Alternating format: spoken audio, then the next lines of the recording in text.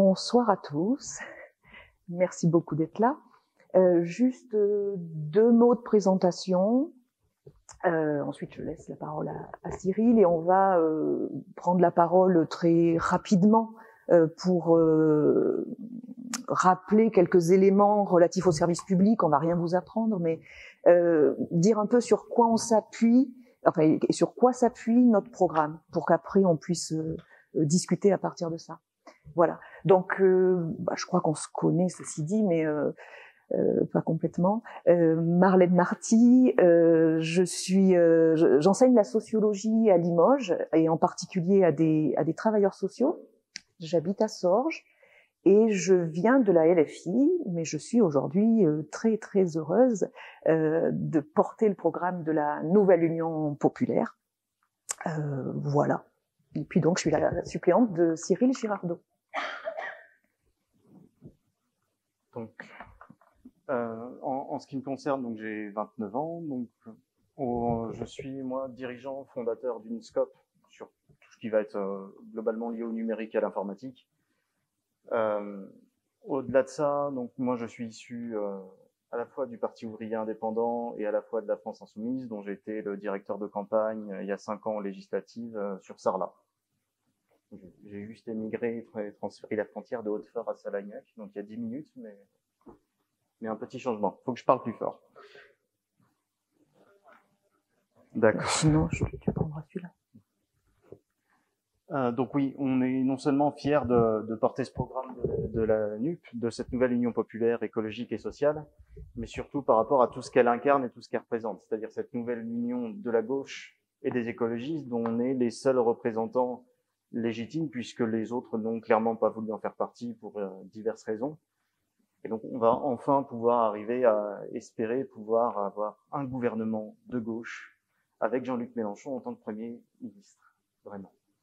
Je te laisse ouvrir un petit peu sur juste deux mots, mais bon, peut-être qu'on fait des répétitions, vous êtes déjà très au clair, sur vraiment la question des 650 mesures. C'est un accord programmatique, mais arrêtez-moi si vous savez déjà finalement. C'est peut-être pas la peine. et si, tu y vas? Ouais. Non, mais c'est juste, je veux pas vous dire des choses. Bon, voilà, on est en comité restreint. Si déjà vous savez, je vais pas. Mais bon, moi, c'est vrai que je dis souvent ça parce que 650 mesures où on s'est mis d'accord dans un temps record, et il y a 5% des mesures, c'est-à-dire 33, où on s'est pas complètement mis d'accord. Et dans le programme qui est en ligne, tout ça c'est spécifié. Et moi je suis très très fière de ça parce que je trouve que c'est un gage d'honnêteté, de sérieux. C'est pas un accord de façade, c'est pas un accord électoral, vraiment. C'est un accord programmatique et oui, c'est normal. On ne s'est pas complètement mis d'accord sur 100% des mesures. C'est mieux de le dire. Voilà.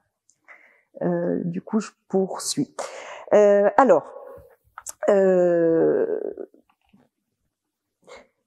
Avant juste de parler vraiment service public, juste rappeler qu'il y a deux grandes conceptions du monde social.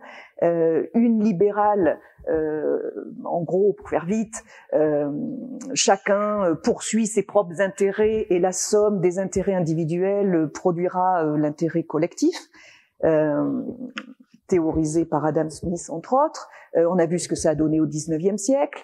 Et vu que ça fonctionne pas du tout, pour la faire vite, au XXe siècle, on a essayé de construire, de réguler le marché finalement, et a émergé ce qu'on a appelé l'État social.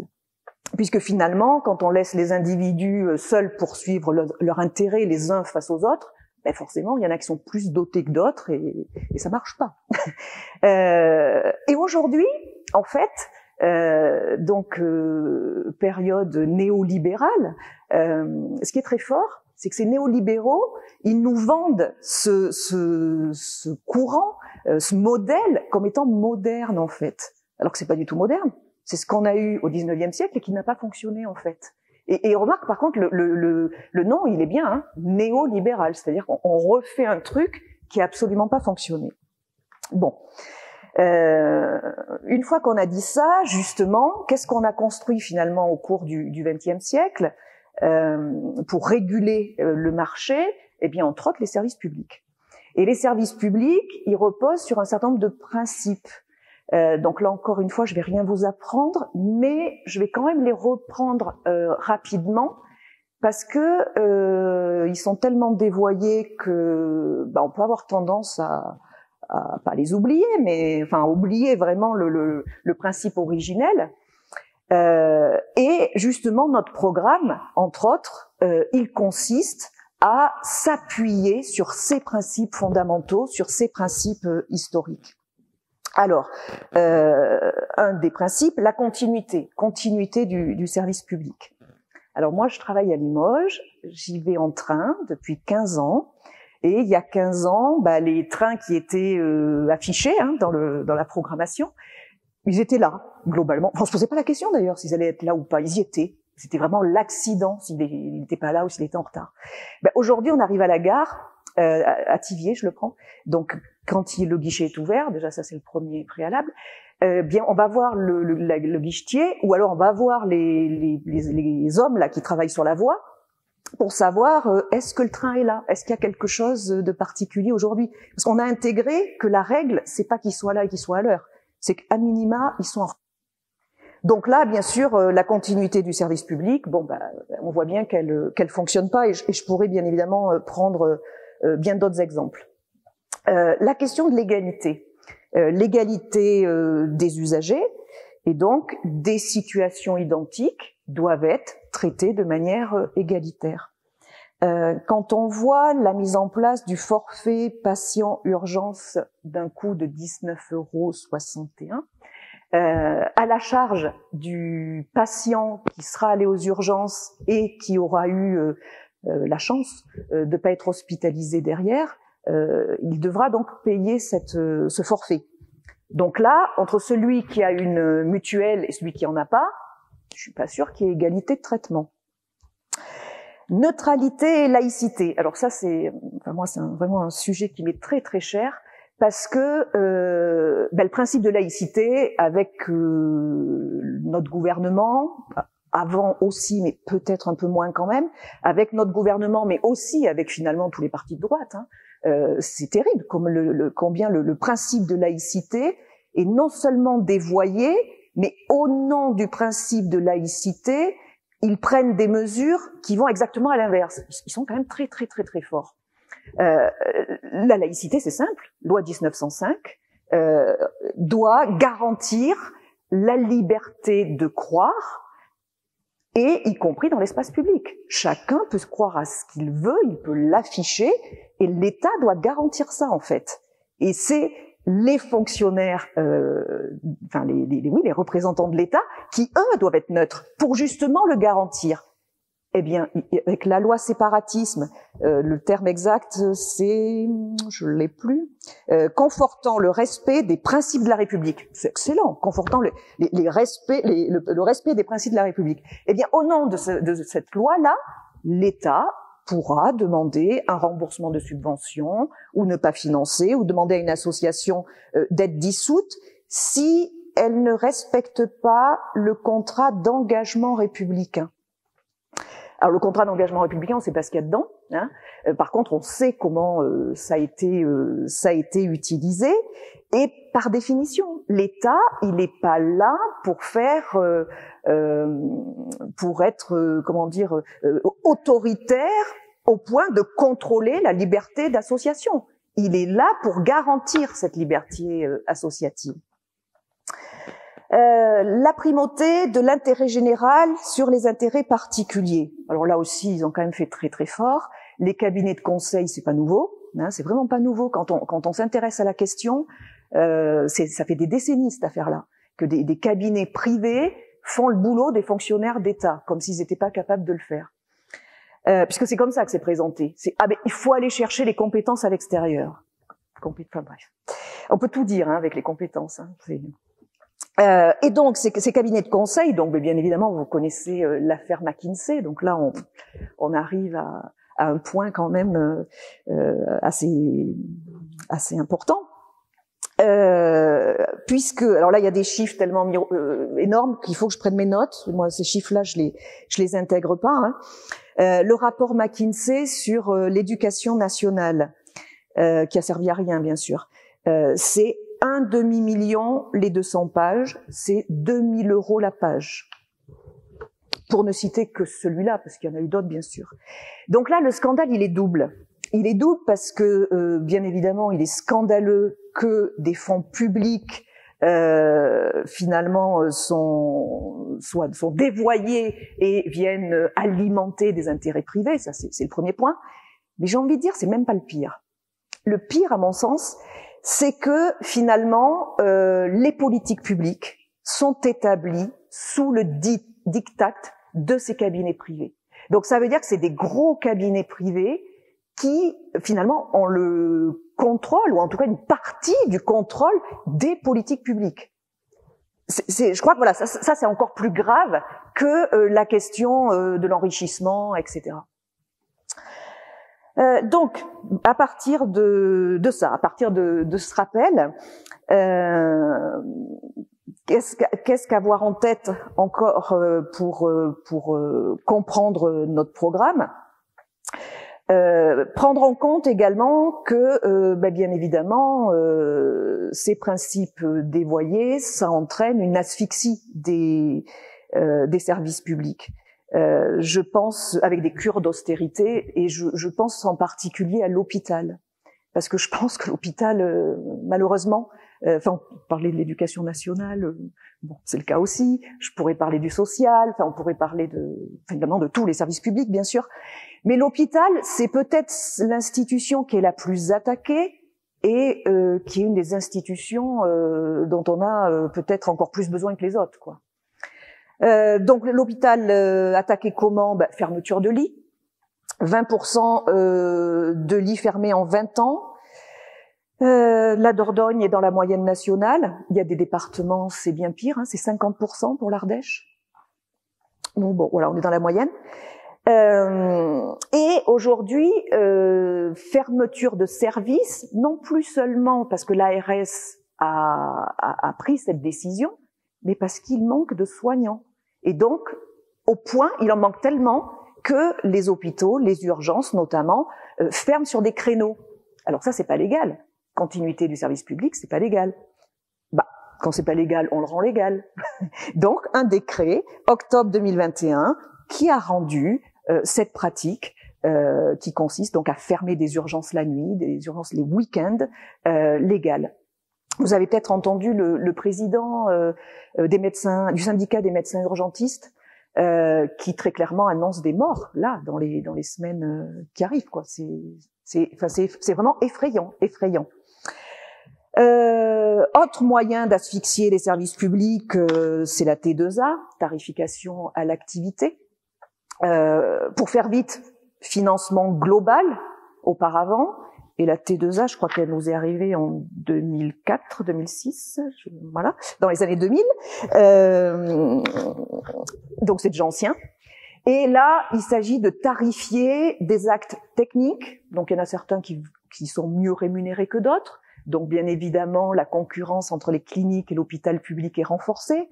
La clinique va favoriser les actes rentables. L'hôpital public, lui, il n'a pas le choix, donc il doit soigner tout le monde. Donc il va prendre en charge les pathologies chroniques, notamment, qui sont pas du tout rentables. On va arriver à des pratiques où, vous avez remarqué, hein, quand on va à l'hôpital, on ressort, on n'est même pas rentré, qu'on est déjà sorti. Parce que plus on reste, moins on est rentable. Par contre, si on re-rentre, là c'est bien. Donc c'est en toute conscience, hein, qu'on sort très tôt, sachant qu'on va re-rentrer.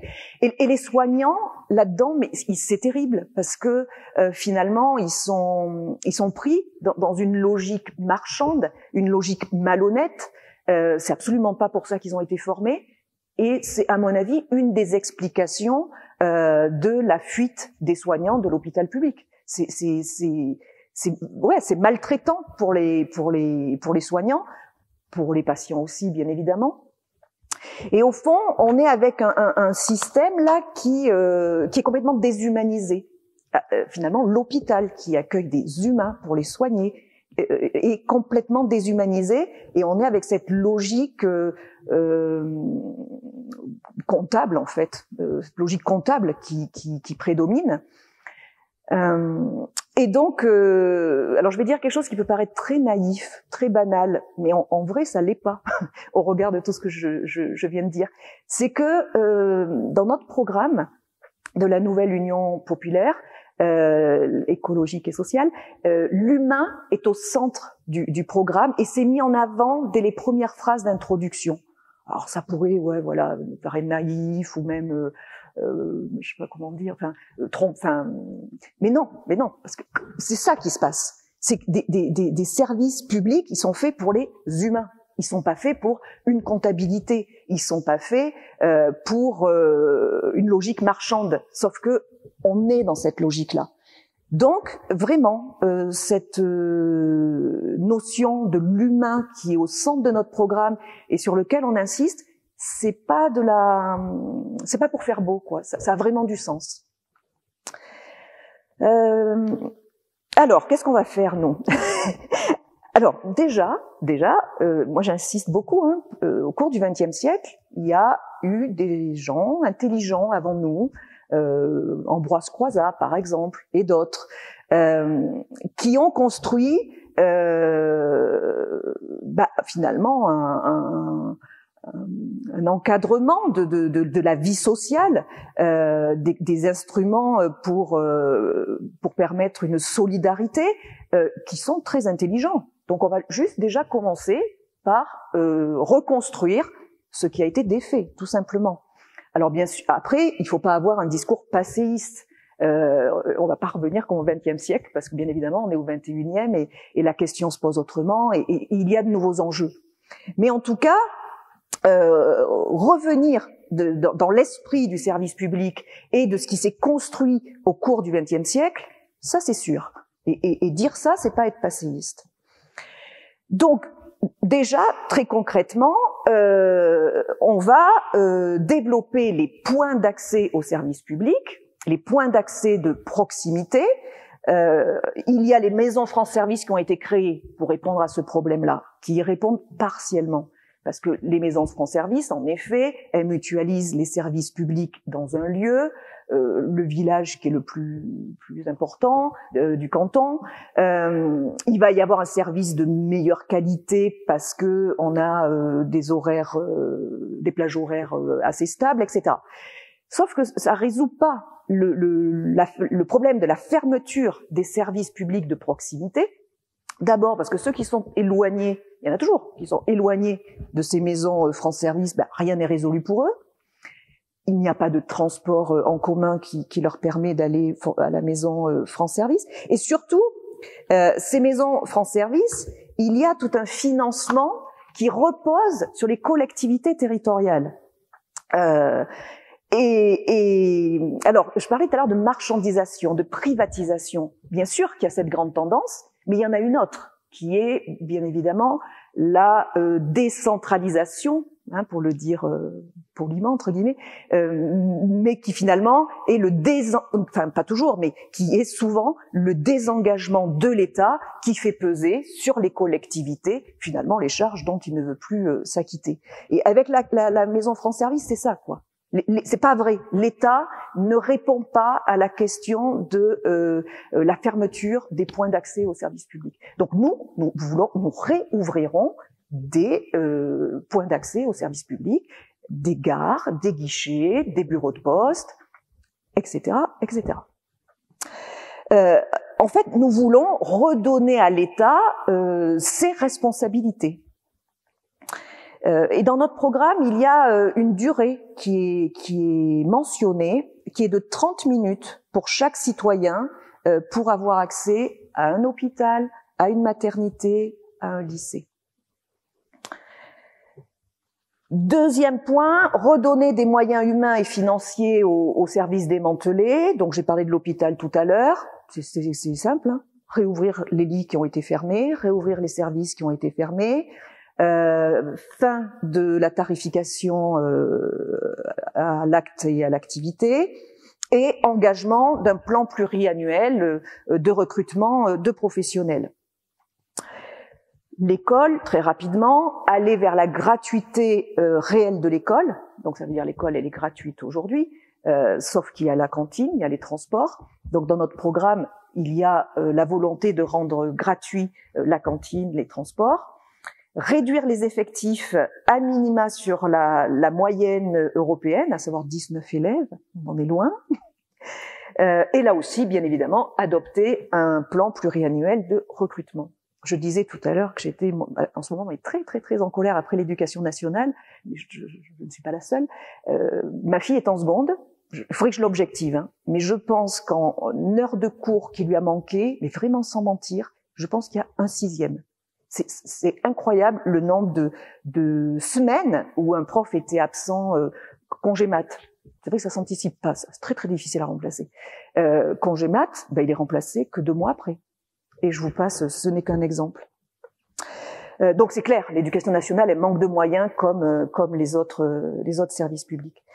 Qu'est-ce qu'on veut faire également? Nationaliser ou renationaliser certains secteurs, la SNCF, d'urgence, créer un pôle public de l'énergie, créer un pôle public bancaire, parce que ça ne pourra être qu'avec un pôle public bancaire que on pourra engager la bifurcation écologique. C'est pas des banques privées qui vont s'engager dans la bifurcation écologique, parce que la bifurcation écologique, elle est coûteuse, de fait. Et puis, bien sûr, un pôle public bancaire pour financer les très petites et moyennes entreprises. Et là aussi, sur des critères sociaux et environnementaux. Donc j'ai insisté là-dessus, service public construit au cours du XXe siècle, démantelé. Donc il s'agit de revenir sur le bon sens qu'on a eu à un moment donné. Ces services publics, ils ont été construits pour des raisons sociales, pour vraiment réduire les inégalités sociales. Aujourd'hui, on a un enjeu, un autre enjeu, c'est l'urgence écologique. Et là aussi, répondre à l'urgence écologique, ça ne se fera qu'avec des services publics. Voilà, donc les services publics qui sont encore plus importants, j'ai envie de dire, aujourd'hui. Il y a finalement, bien évidemment, le défi social à relever, mais il y a également le défi écologique. Je vous remercie. Je laisse la parole à Cyril. Donc oui, moi je vais vous parler d'un peu de l'histoire en fait de là où on est de Saint-Aulay, parce qu'au-delà de ce qui s'est passé en juin 1940, c'est-à-dire la défaite de l'armée française, il y a eu aussi les premières attaques entre guillemets contre un de nos services publics, la gare. C'est-à-dire que le 25 juin 1940, on perdait justement définitivement cette drôle de guerre. Le 28 juin 1940, ici, on perdait la gare. Alors, c'est ce qui pourrait être assez anecdotique. En 4 ans, c'est ce qui a condamné, en fait, ni plus ni moins Saint-Aulay à la perte de 15% de sa population. 4 ans après la fermeture de sa gare. Et c'est à mettre d'autant plus en perspective, puisque Saint-Aulay a accueilli aussi plus de 250 personnes réfugiées d'Alsace et de Moselle, qui se sont pour la plupart installés ici, qui ont eu pour la plupart des enfants ici, et malgré tout, on se retrouve avec 15% de perte de population. C'est ce qui a littéralement tué le village qui était en plein essor, c'est-à-dire qu'ils avaient une augmentation à peu près tous les 10 ans de 2-3%. Le fait d'avoir enlevé justement ce lien qui les reliait au reste du territoire, notamment à Angoulême, notamment à Ribérac, par le train, ça a mis un grand coup d'arrêt justement à Saint-Aulay. Il fut un temps, du coup, aussi où l'hôpital de Saint-Aulay comportait une maternité.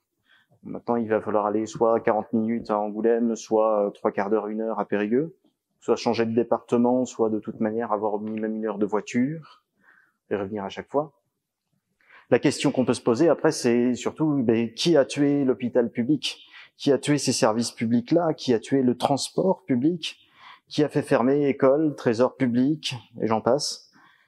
À chaque fois, c'est les néolibéraux. Alors, comme tu le disais, néolibéraux et surtout anciens libéraux, puisque leur modèle économique n'a pas beaucoup bougé, n'a pas beaucoup évolué, malgré les nouveautés apportées notamment par Karl Marx. Et ils sont nombreux, on va dire, à les représenter cette année dans la circonscription, puisque de l'extrême droite à la Macronie, entre Monsieur Coutou, qui incarne le mouvement de Zemmour, Madame Joubert du Rassemblement National qu'on ne voit pas du tout, Madame Thomasson des Républicains, Madame Desmartins du Mouvement de la Ruralité, Monsieur Gardillou. Alors, En Marche, majorité présidentielle, mais dissident En Marche, Monsieur Cubert-Tafon, député sortant, majorité présidentielle, mais investi, mais pas En Marche. Lui, c'est Modem. Pour s'y retrouver, c'est assez agréable. Donc maintenant, vous le saurez, vous voulez des services publics, c'est le bulletin avec le V de la victoire. Si vous voulez continuer le travail de destruction, vous avez l'embarras du choix, et donc vous avez à peu près 7 candidats. L'État doit garantir la liberté d'aller et venir, composante de la liberté personnelle protégée par les articles 2 et 4 de la Déclaration des droits de l'homme et du citoyen. C'est un jugement du tribunal. C'est-à-dire que l'État a été rappelé à l'ordre plusieurs fois durant ces dernières années, comme quoi c'était prévu dans la Déclaration des droits de l'homme, qui est le préambule de notre Constitution, et qu'on n'est pas capable de le respecter. On redonnera ce droit au peuple. Et c'est notamment, on va revenir à chaque fois sur la gare et sur les transports. En 100 ans, le réseau ferré national a été divisé par 3. Nous sommes devenus prisonniers d'un modèle tout voiture avec un coût à la pompe. Je me suis marqué dans les notes 2 € le litre. Non, j'ai fait le plein ce matin, on est à 1,999. Bon, on est à 2 € le litre, quoi. Ce modèle est dépassé. Il a été soutenu à plusieurs reprises depuis son explosion, donc à la suite de cette Seconde Guerre mondiale. Donc ça a été soutenu à l'époque par les gouvernements successifs. C'est ce qui a permis de relancer la machine économique.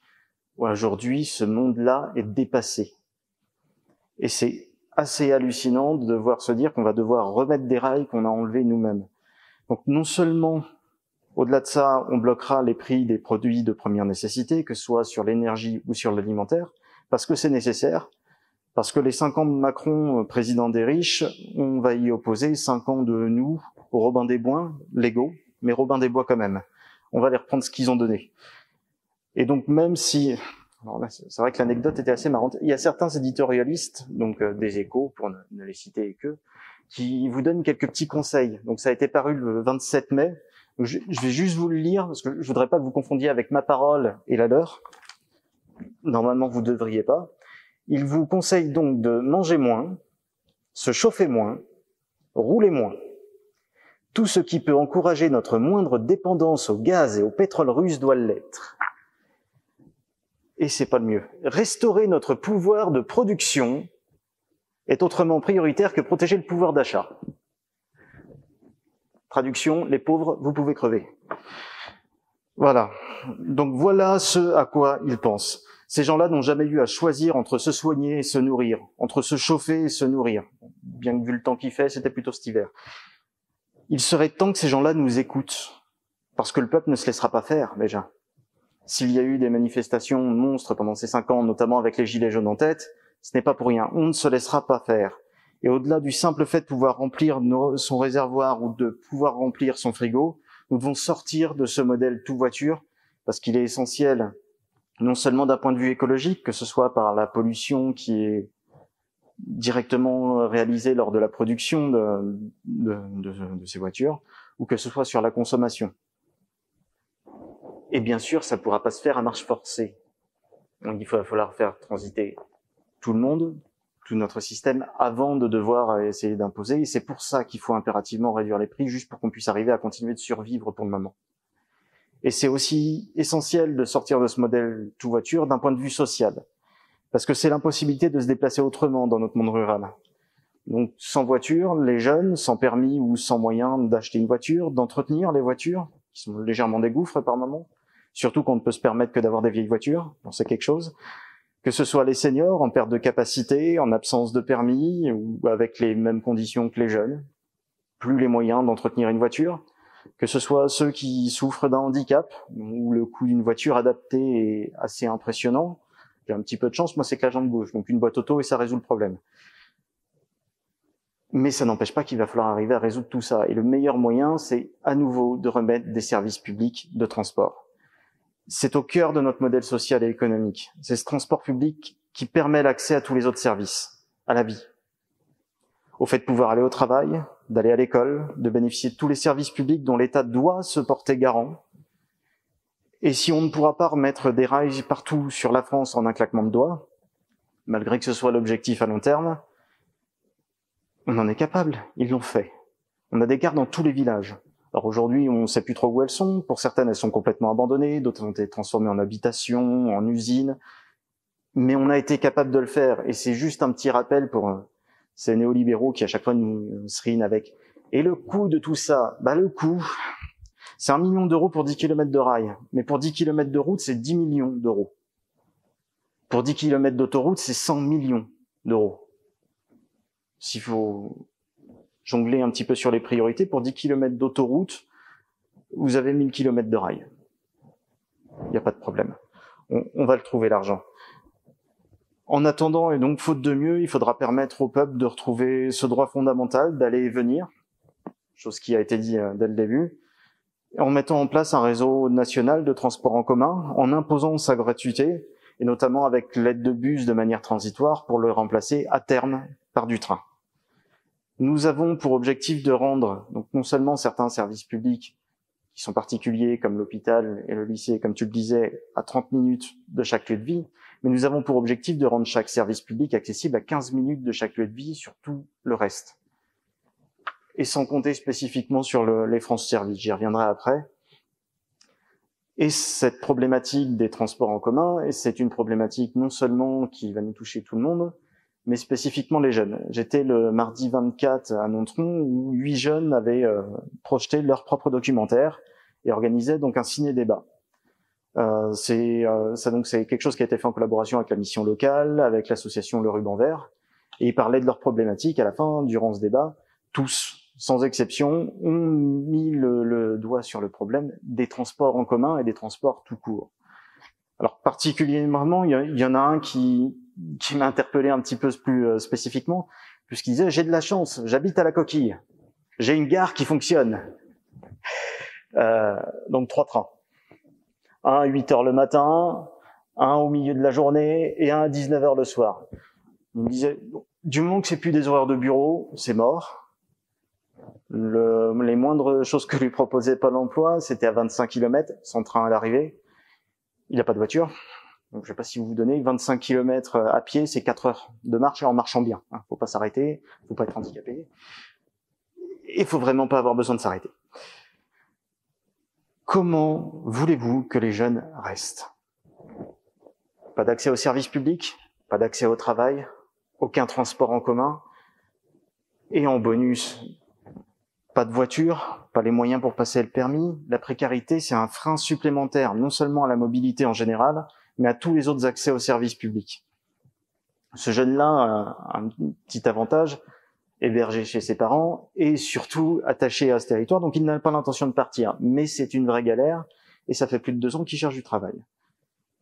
Donc bien que nous souhaitons justement rouvrir ces services publics, nous irons surtout en conquérir de nouveaux, en collectivisant ou en recollectivisant tout ce qui sera nécessaire, en commençant notamment par les déchets, donc où la situation là en Dordogne est un petit peu particulière, avec la collecte en porte-à-porte supprimée, donc ni plus ni moins habillé Pierre avec les fringues de Janine. On a juste regardé les choses d'un plan comptable. On a 2 prétextes qui sont évoqués par le CMD3, le prétexte financier et le prétexte écologique. Le prétexte financier, ils veulent faire des économies. Ce qu'ils comprennent pas, c'est qu'en effet, ça évite d'augmenter la taxe d'ordures ménagères. Mais les économies qu'ils font d'un côté en payant moins de gens, parce qu'il faut pas rêver, c'est essentiellement là-dessus, en payant moins de gens, c'est vous qui allez les faire, les dépenses. Déjà que les dépenses en carburant, les dépenses en temps, et en plus, il faut quand même continuer à les payer. Et le prétexte écologique est quand même assez magique, puisque là, on dit, oui, mais le camion ne va qu'à un seul endroit. Vu la distance des bornes, il faut savoir que vous devez tous y aller à pied pour pouvoir respecter le principe écologique. Là, c'est uniquement du bilan comptable. On sort la petite partie écologique du bilan comptable du SMD3, ça n'existe plus. Il n'y a pas de souci. Vous y allez en voiture, vous dépensez autant, voire plus en bilan carbone, c'est pas grave, ça les concerne pas. Fin du monde, fin du mois, même combat, ils l'ont toujours pas compris, ils vont devoir le comprendre. La bifurcation écologique, elle se fera avec nous, avec les gens, elle sera jamais sans nous. Et elle est essentielle. On a 3 ans selon le GIEC. Donc, pour en reprendre au niveau de ces points d'apport volontaire, on pourrait remettre en question aussi le volontaire et la novlande macronienne habituelle, implanté souvent très loin du domicile, donc notamment dans les zones rurales où on peut se retrouver à faire plusieurs kilomètres, Ça implique plusieurs choses, le fait d'avoir une voiture, on y revient. Ça remet en cause la nécessaire autonomie des personnes âgées, malades. Les endroits sont souvent dangereux, on va dire. Je vais prendre l'exemple de Clairvivre. Il y en a un qui est sur un parking, les autres ils sont au ras de la route. Donc, même pour pouvoir arriver à glisser, ne serait-ce que le sac dans le machin, vous êtes sur la route. Enfin, voilà, on est sur ces niveaux-là. Ces nouveaux containers sont donc inaccessibles notamment aux personnes à mobilité réduite. D'autant plus un fauteuil, si jamais vous avez le trottoir en plus, je vous laisse imaginer encore pire. Donc pour toutes celles qui ont un handicap, pour les personnes de petite taille, on n'y pense pas forcément, hein, mais il n'y a pas besoin de grand chose des fois pour rendre inaccessible par ce genre de choses.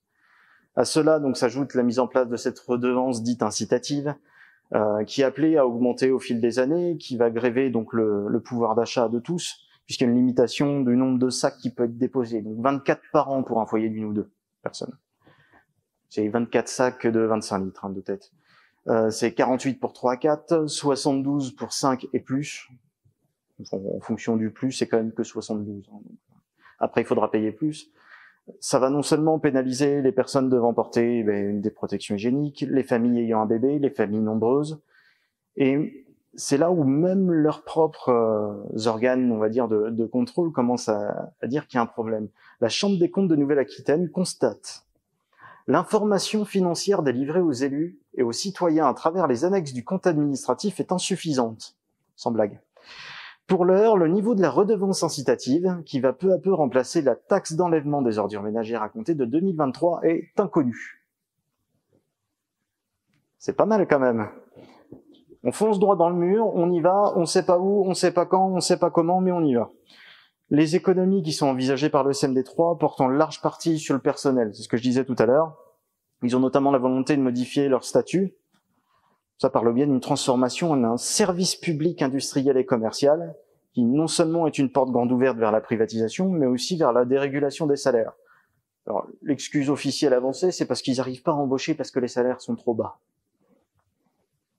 L'excuse officielle. Bref. Nous collectiviserons les déchetteries et les centres de recyclage. Cette sortie du privé ne concerne pas encore la Dordogne, mais va permettre de lui mettre un stop définitif et ça, d'imposer comme ça une gestion au service des gens et quoi qu'il en coûte. On limitera aussi le recours aux délégations du service public dans la collecte des déchets pour diminuer le coût pour les citoyens et les citoyennes et garantir de meilleures conditions de travail. Ça devrait régler comme ça quelques petits soucis. Et on va revenir justement sur ce France Service, qui a quand même quelque chose qui est un petit peu magique en soi. Alors c'est pas la magie de l'usine d'Agnès Pannier-Runacher, mais c'est un petit peu magique quand même. Les solutions proposées par France Service sont déplorables. Un ou une seule employée qui ne peut pas être formée forcément sur tous les services qu'elle doit remplacer, pour tous les services publics, elle doit arriver à répondre, ou il doit arriver à répondre à toutes les demandes des usagers, idéalement sur rendez-vous, avec une prise de rendez-vous qui est assez particulière puisqu'elle est sur Internet. Pour Monsieur Kubert-Tafon et son rapport sur la ruralité, c'est la solution idéale pour les services publics. Il les appelle à les pérenniser de manière définitive. On va donc lui rappeler quelques faits. Donc là, ce sont des chiffres qui sortent d'un rapport de l'INSEE, là, qui a été publié il y a une petite semaine et demie. 32% des adultes, un tiers de la population, ont renoncé à effectuer une démarche administrative en ligne en 2021. Mais il y a pire, chez les personnes les plus précaires, 62%. On est presque à 2 tiers. Il va peut-être falloir rappeler Monsieur Kubert-Tafon, qui, on ne sait pas trop où il vit, parce qu'il est ni à l'Assemblée, ni présent parmi nous, que localement, il existe encore des zones blanches, sans réseau mobile, sans ADSL. La fibre, pour eux, des fois, c'est... Ouais, pour eux, c'est le Père Noël, là, à ce niveau-là, l'arrivée de la fibre. Au-delà de ce constat, l'économie qui est faite sur les services publics se reporte directement sur tous les citoyens, comme pour le SMD3. C'est l'abonnement Internet, c'est l'achat du matériel nécessaire. En bonus, la plupart des services dits numériques sont inaccessibles depuis un téléphone portable ou une tablette, puisque les sites sont pas adaptés, puisque les applications mobiles sont complètement ratées, ce qui oblige en fait à passer à chaque fois par un ordinateur. Donc c'est un achat supplémentaire, et d'autant plus que parmi les plus précaires, qu'on va devoir acheter un appareil, on va forcément aller sur de l'entrée de gamme, qui n'est pas fiable, qui a tendance à lâcher extrêmement vite, et qui est aussi un problème écologique supplémentaire qui n'a pas l'air d'être pris en compte, puisque le matériel est quasiment jamais réparable, tout est soudé dessus, il y a une impossibilité de le faire évoluer. En gros, on est prisonnier une deuxième fois. Ce système France Service a servi d'excuse supplémentaire pour continuer à fermer les services publics. C'est une habitude chez les néolibéraux, mais à quoi bon payer le salaire de quelqu'un pour aider les gens dans leur déclaration d'impôt? À quoi bon payer le salaire de travailleurs de la CAF, de la MSA, de Pôle emploi, de la Caisse d'assurance maladie, de la Caisse d'assurance vieillesse, du ministère de la Justice? Un employé pour 7 emplois. Pas mal comme rentabilité. Précariser la société, précariser les salariés, c'est une constante et une véritable vocation pour Hubert Taffon. Et son rapport sur la ruralité va plus loin. Il y a aussi une solution toute faite pour les déserts médicaux. Des stages. Donc, contrairement à lui, nous ne confierons pas tout au marché, et nous ne proposerons pas c'est vraiment une citation, des stages d'immersion dans la ruralité obligatoires pour les jeunes médecins. Il va falloir lui rappeler quand même que les stagiaires ne servent pas de main-d'œuvre pas chère et dans aucun domaine, y compris sur la santé. Notre système de santé doit redevenir une fierté. Croizat, ministre ouvrier, communiste, a bâti la sécurité sociale dans un pays en ruine. Le capitalisme a réussi un exploit. En 20 ans, il a réussi à détruire nos conquis sociaux dans une des plus grandes puissances économiques mondiales. Ils sont l'exact opposé de Croizat. Donc on ira jusqu'au bout, justement, de l'idée d'Ambroise Croizat, de chacun ses moyens, à chacun selon ses besoins. On établira donc le 100% Sécu, en remboursant à 100% tous les soins de santé prescrits, que ce soit les consultations, les médicaments, l'appareillage dentaire, optique, auditif.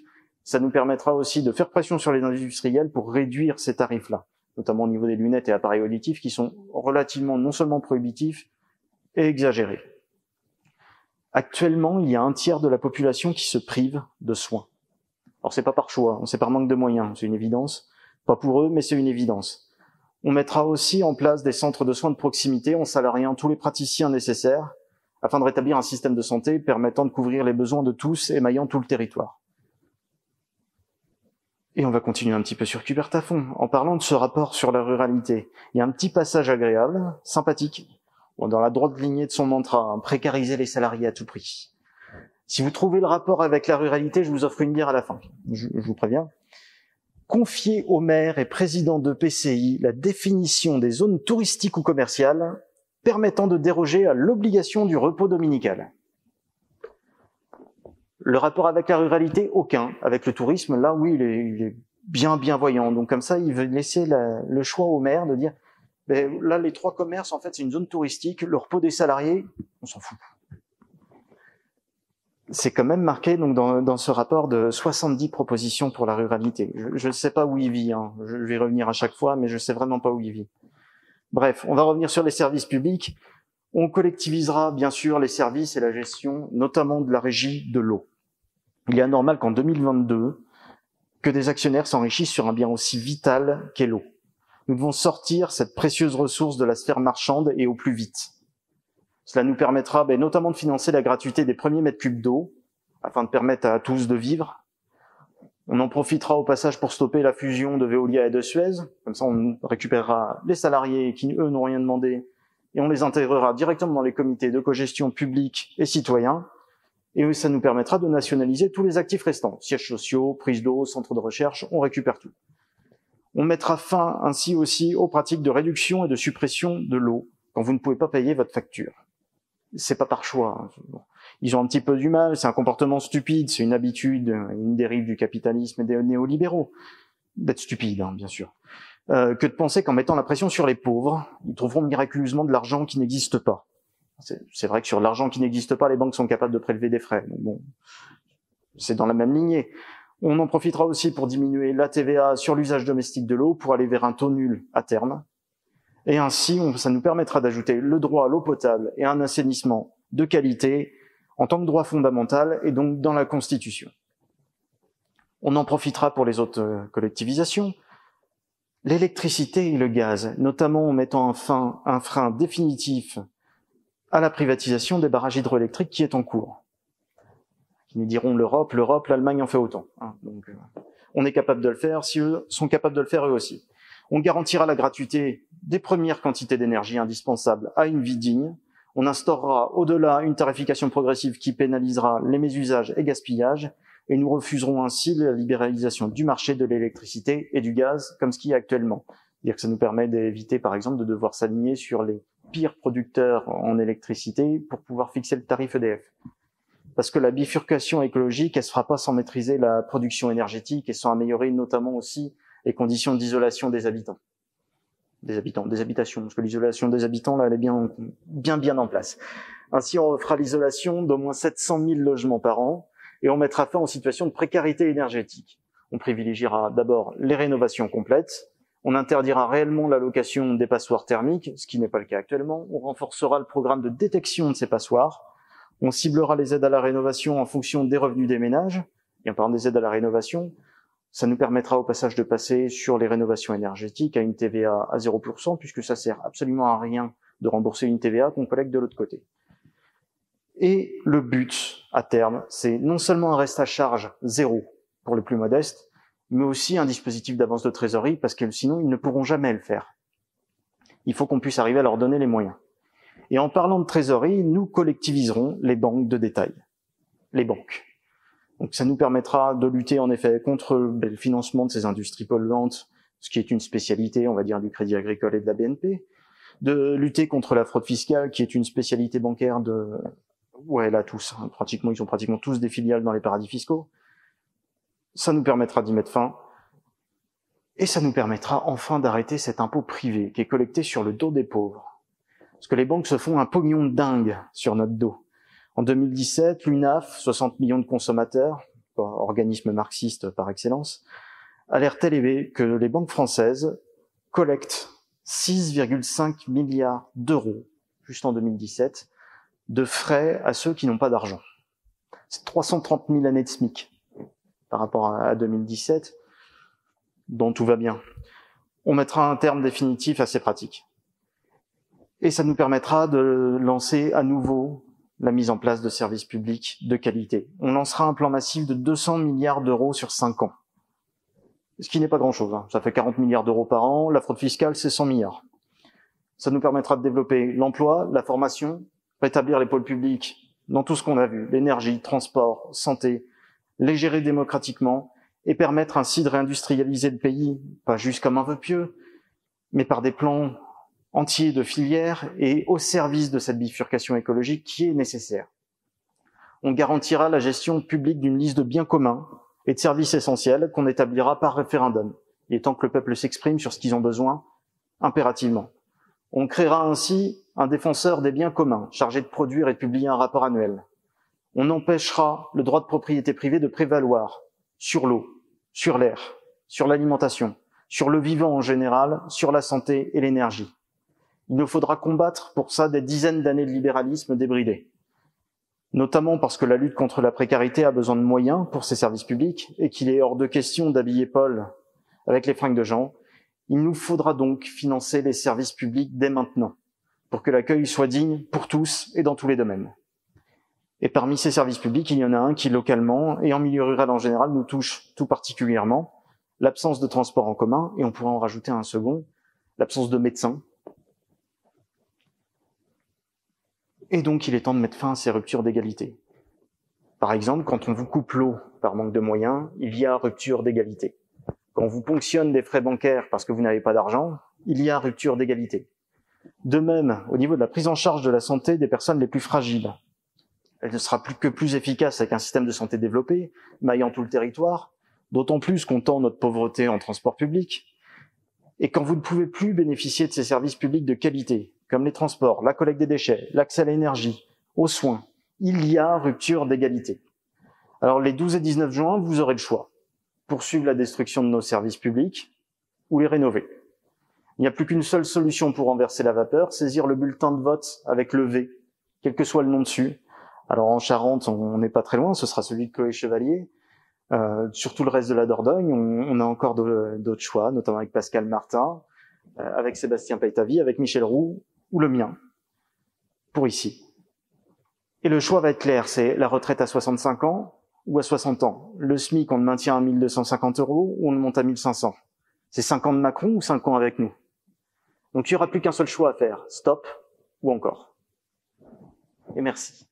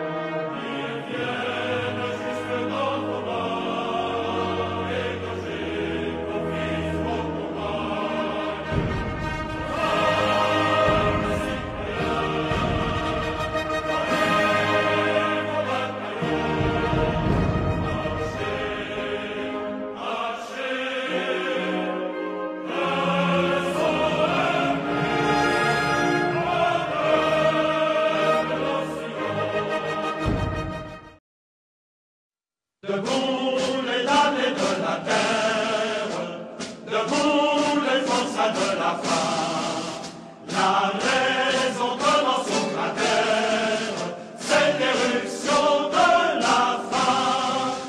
Du passé, faisons table rase, sous l'esclave, debout, debout. Le monde va changer de base, nous ne sommes rien, soyons